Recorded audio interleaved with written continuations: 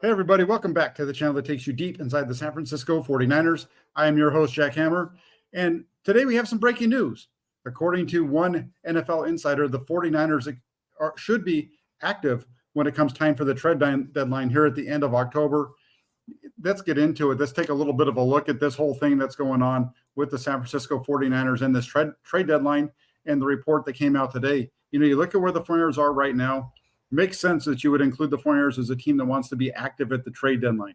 They've already made one big trade this season. They sending a 6th-round draft pick to Denver for Randy Gregory and a 7th-round draft pick.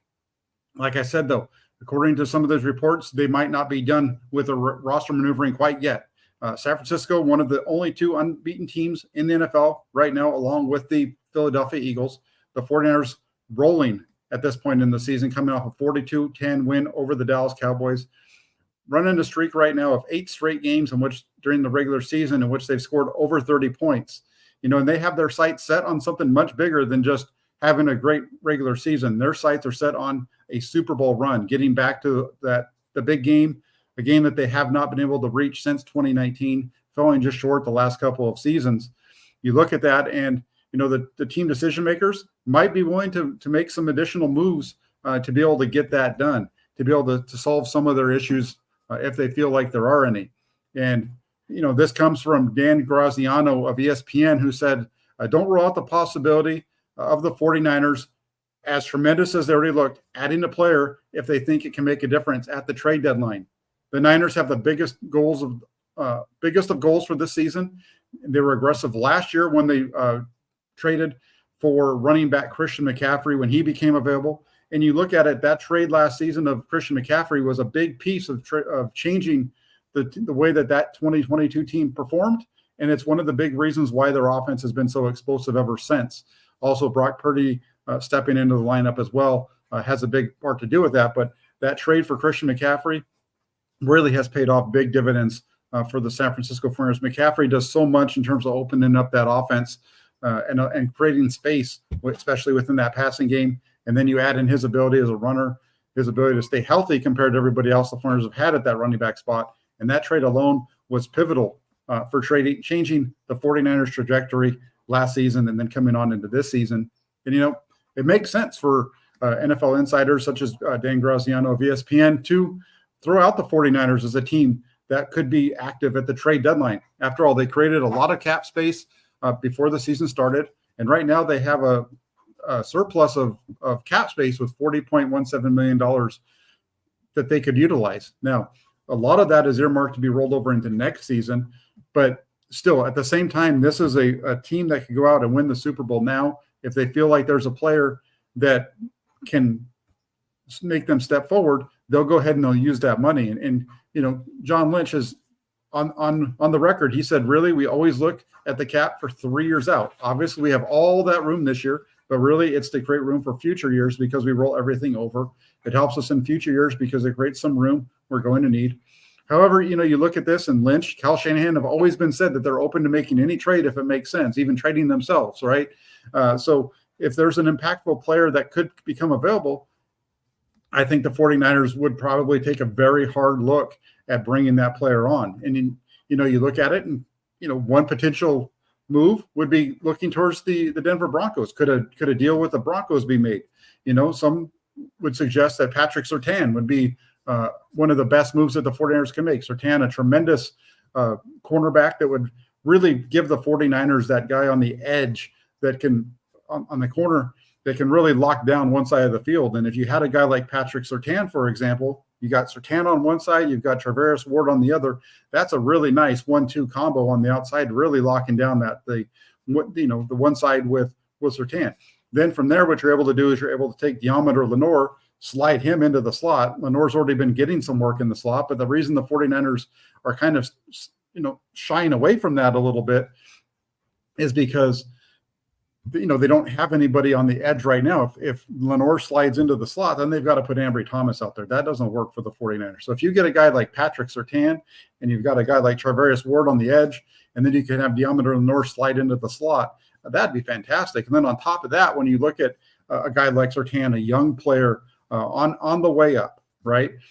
Surtain Diamante Lenore could be the future for the 49ers on the edges at the outside cornerback positions. Diamante Lenore in his third season has another year on his contract. Charvarius Ward actually at the final season of the free agent deal that he signed to join the San Francisco 49ers. So there's a lot of things here with the 49ers that I could see them wanting to pull the trigger. That one with Patrick Surtain is a really nice one. As Red Eye says, Surtain, like Sherman, but faster, same size, height, weight. He's a tremendous player, is Patrick Surtain. So I could definitely see that be one of the names that the 49ers would like to go after. I got a few more names that I'll throw out to you here in a second really quick. I got to shout out this guy. He says, Gold-Blooded, what's up, Jack? Old school Niner MD up in here. Keep doing your thing.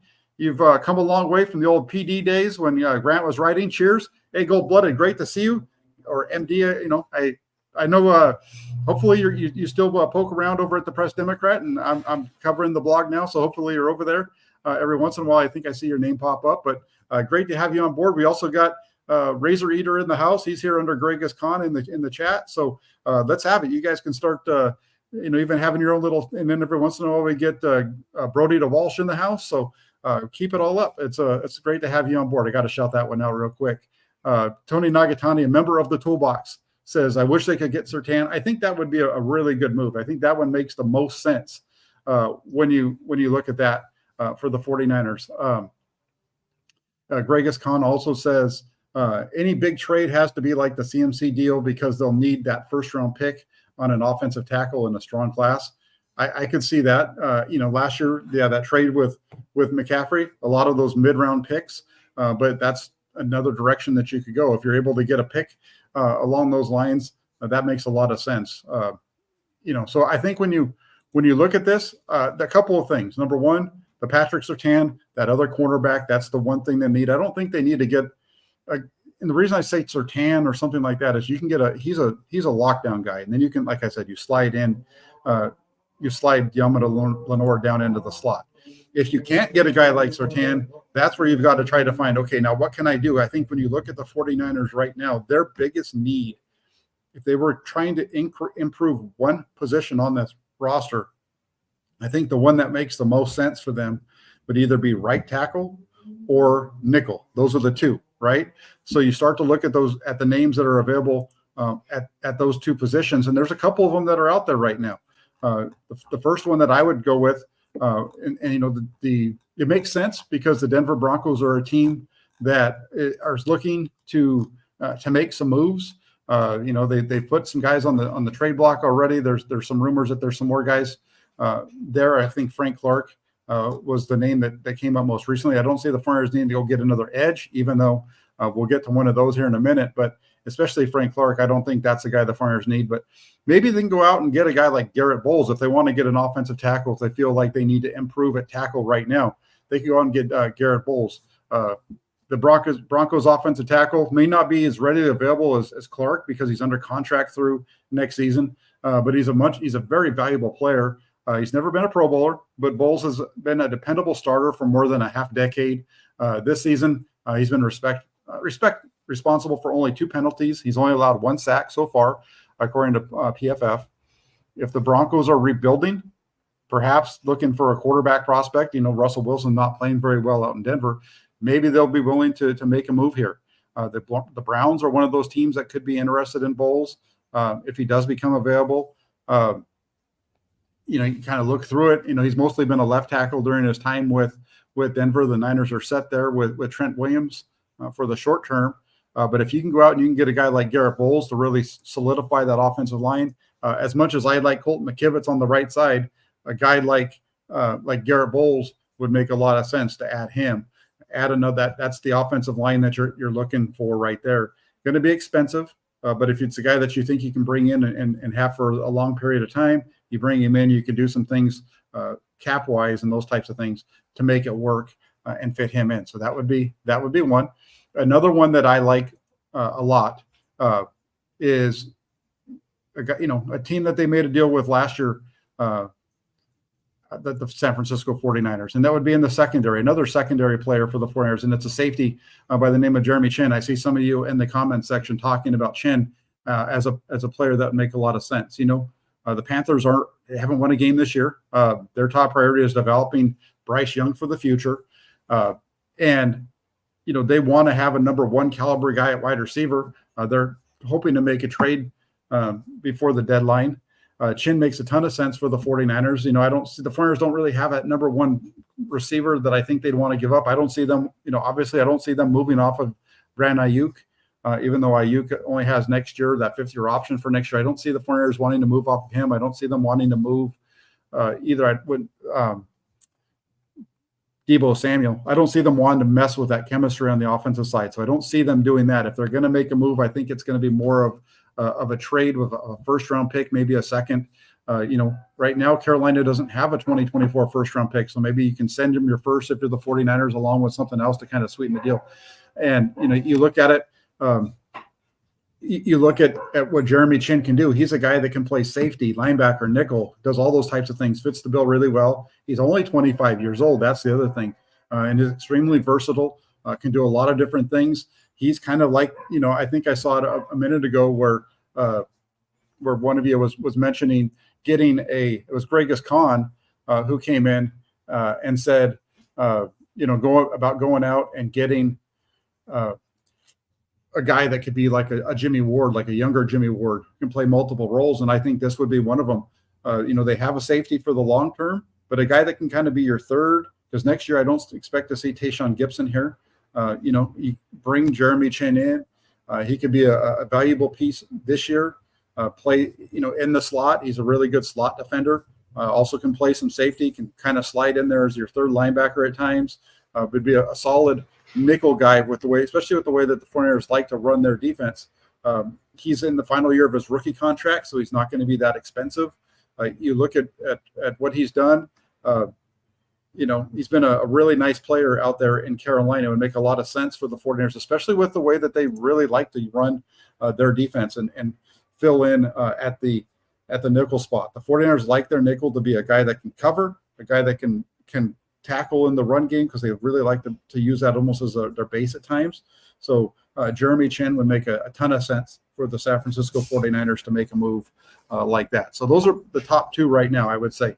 Garrett Bowles would be one, Jeremy Chin another for the San Francisco 49ers. Obviously also the cornerback, Patrick Surtain out of Denver. So a couple Broncos there. But then we also have a Carolina Panther. So a couple others. I'm not done yet. There's still a couple other names that I think the 49ers could go after, players that would make a lot of sense. And this next one, you might not be thinking that this is a spot the 49ers would want to make a move, but I think adding another tight end to this team would be nice. The 49ers right now, they've got George Kittle. He's one of the best in the game. And then behind him, really right now, the 49ers' second tight end is Kyle Juszczyk. And I like Kyle Juszczyk, does a lot of things. They don't really utilize him much in the passing game, or at least as much as I think they should. And there's a guy out there right now that's out there that could potentially be a trade candidate, and that is Mike Gesicki of the New England Patriots. Gesicki is a guy who came under my radar back in 2020 in the run-up to the game between the 49ers and the Dolphins, because that's where he had played before going to New England. And he's been a really nice player, has Gesicki. He's an impending free agent out in New England. He's playing on a 1-year deal. Hasn't been really featured much in the passing game. He's 28 years old. He's appeared in every game this season. He's caught just 12 passes for 116 yards on 17 targets. But this is a guy, when he was a member of the Dolphins, used to be able to get down the field a little bit more. He wasn't heavily featured there either, but he had consecutive 700-yard campaigns back in 2020 and 2021. And, I don't think the 49ers are necessarily a tight end needy team, but adding a tight end at the trade deadline that you could pair at times with George Kittle, I think it makes a ton of sense. Bring him in. A couple other teams that would have that interest here, I think, in the Cincinnati Bengals and the New Orleans Saints. I think there are a couple teams that might be looking to add a tight end as well. But that would be another one there. So looking at it from the 49ers perspective, again, if you're running down the list of names, number one, Patrick Surtain, the cornerback from the Broncos. Number 2, probably Jeremy Chin, the safety, nickelback, linebacker type player from the Carolina Panthers, who's on his rookie contract. So a couple of young players there that fit the 49ers for a long term. And then another one, as I mentioned just a few minutes ago, the tackle out of Denver, Garrett Bowles would be another, and then Mike Gesicki, the tight end for the New England Patriots. So those are 4. And then my last one that I want to throw out there in terms of potential names to join the San Francisco 49ers would be Brian Burns. People have been talking about this, Brad Graham's been talking about Brian Burns for a long time. And this would be a move if the 49ers want to try to hit a grand slam at the trade deadline. If there's one big move to be made, it would be Brian Burns and going out and getting him. The 49ers, they made the addition of Randy Gregory already. We'll see how that works out. We have a couple weeks here to see if Gregory and how he acclimates to the 49ers pass rush. But another player that, a guy like Burns, he's a bona fide number 1 pass rusher, a guy that if you could pair Burns up with the rest of this group that they have in San Francisco already, could just take this team to a whole nother level. This edition of Brian Burns, this would be like the 49ers adding Deion Sanders in 1994, that big superstar type of player. The difference here is that he's under contract. He's pretty expensive for this season. There's not a lot of wiggle room there, so the Niners would have to try to get Carolina to take some of that cap hit. But, players like this, teams aren't going to want to just give them away. And the 49ers, it could cost a couple of first-round picks to get a guy like Burns. Does he fit in the long-term range plans of the San Francisco 49ers? That's the bigger question there. And I think that's when you're looking at all of these moves, I think you have to take into account where the 49ers are in the cap space moving forward. Again, that $40+ million that they have right now in salary cap, that's going to be expected to be rolled over. When you do roll that over, you're only going to have about $3 to $4 million in cap space next year. So whatever they utilize this season is going to take away a little bit from next, but that doesn't mean that they're stuck, right? Part of the reason that I feel like they went out and restructured some of the contracts they did was to free up that cap space now, but they can also go back to those players again next year and restructure them again to free up more cap space. And then there's some other players on this roster already in San Francisco that they can restructure to make this all work out. When you're doing those restructuring, one of the main pieces of that is that you want to make sure you're restructuring guys that still have some stuff left in the tank that you're expecting to be around for a little while.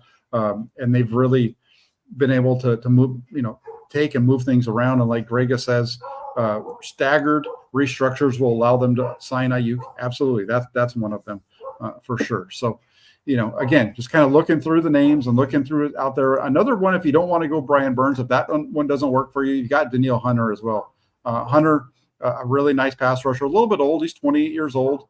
He had 6 sacks and 8 quarterback pressures already this season. So he's doing really well.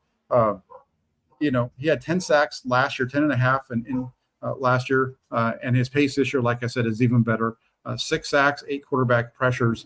Right now, again, another player that the 49ers could go and get not going to be as expensive as Brian Burns, Danielle Hunter. You look at the contract for Burns, like I said, right now it's all salary. So that's going to still stick with him. If he was to get traded, that would be a tough deal for the 49ers in terms of cap space moving forward. Pulling up Danielle Hunter's contract right now to see what his looks like. He's out again. He's with the Minnesota Vikings. A really good pass rusher, a little bit older, like I said. You look at his current salary cap number for 2023, it's $20.953 million. His base salary, though, is $10 million. So if the 49ers were to make a trade, Danielle Hunter would cost the 49ers $10 million against the salary cap for this season. And this is the last year of his salary, of his contract out there in Minnesota. So the 49ers could bring in a guy like Danielle Hunter, $10 million against the cap that it would cost them. Still cheaper than the 16 to 18 million, I think it is, for Brian Burns. But this is a player that's already been shown himself to be playing at a high level this year. Would be a good add for the 49ers. Probably not going to cost as much as a Brian Burns, but Danielle Hunter would be a nice one as well. So again, you look at it, and like I said, according to Dan Graziano of ESPN, he says that the 49ers are one of those teams to keep an eye on when you get to the trade deadline. Don't rule out the possibility of the 49ers looking to add a player if they think he can make a difference. And so, like I said, when you look through the guys that are out there, players that the 49ers can bring in, I'm just going to throw my list out there for you really quick. Number one is the cornerback out of Denver, Patrick Surtain, lockdown corner that allows you to move Deommodore Lenoir down into the slot. You also have Jeremy Chin, a safety / nickel / linebacker type that he's from Carolina, and he'd be replacing Isaiah Oliver in the slot. That's the reason that you'd be bringing him over. Steve Wilkes understands who Jeremy Chin is, already knows the player, having worked with him last season as the coordinator, and then also as the interim head coach out in Carolina. So that one makes a lot of sense. Garrett Bowles, the offensive tackle of the Denver Broncos, that'd be bringing him in to slide him in at right tackle for Colton McKivitz. Although I feel like McKivitz has been playing pretty good, that probably won't happen. You've got tight end Mike Gesicki from the New England Patriots. You know, the Flyers have been trying to find a second tight end for a long time. They added 2 in the draft this year. Neither one of them really making any kind of an impact. Really, you know, one of them is on injured reserve for the rest of the year, and Cameron Latu. The other on the roster, but not active very often. So doubt that we'll see much out of either of those two. And then you get to the edge rushers, Brian Burns and Danielle Hunter. Those would be all those guys really fit needs. I think of the biggest need for the San Francisco 49ers is at cornerback, and really it's either to have a lockdown corner so you can slide one of your better guys inside like Lenoir, or you find yourself a nickel. I think that's the biggest thing with the 49ers. They have the pass rusher in Nick Bosa. They have it in Javon Hargrave, Eric Armstead. You know, they brought in Randy Gregory. Randy Gregory may be that guy that gives you that presence off the other side, and we'll get a little bit of a look at it. The good thing here, somebody mentioned this earlier, they're wanting to know when that trade deadline is. The trade deadline isn't until October 31st. So we have about 2.5 weeks here before the trade deadline. So the 49ers are going to be able to get a look at Randy Gregory in terms of him as a pass rusher, and then they can make a move from there. So there you have it. Take it for what it's worth. Those are my potential candidates for the 49ers when it comes to the trade deadline. Again, Dan Graziano of ESPN saying that the 49ers will be active at the trade deadline, especially if they can find a player that can help them. So thank you all so much for tuning in. Hope you have a great rest of your day. If you could do me a favor, please hit the like button, subscribe to the channel if you haven't already subscribed yet. Maybe even think about becoming a member like some of the other folks. Those names that you see in the comment section with the dollar sign next to their name, like Raphael 5629ers here, that's because he is a member of the channel. And we're going to, as this membership base grows, we're going to start to have member-only shows. So if you don't want to miss out on those, become a member. It's cheap, easy, and a lot of fun. So kind of like when you go to McDonald's, right? Cheap and easy. It sounds like, boy, come on, Jack. But yeah, become a member of the channel, like, subscribe, and then also, if you want, become a member. And then last but not least, make sure you turn on your notifications. I don't have a set schedule. I don't come on every day, even though at the same time, although I try to keep it usually to that 3 to 4 o'clock hour on the West Coast. But like, subscribe, turn on your notifications, because you don't want to miss any of the content right here on Inside the 49ers with Jack Hammer. Thank you all so much. Have a great rest of your Thursday. I will be back tomorrow with some fun shows. Until then, take care, everybody. Have a good rest of your evening. We'll talk to you soon.